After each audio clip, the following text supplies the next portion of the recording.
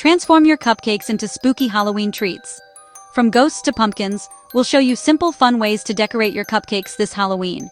Create ghostly meringue toppers. Whip egg whites and sugar until stiff peaks form.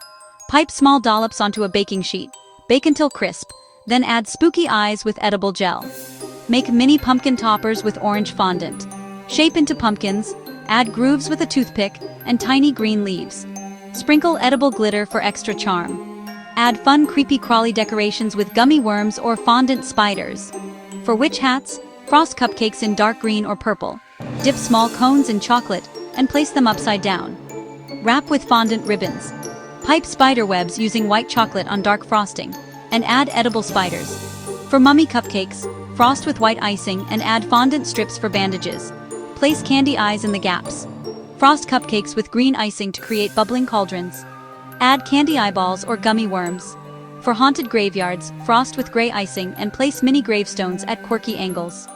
Try candy corn cupcakes with yellow, orange, and white frosting, topped with real candy corn.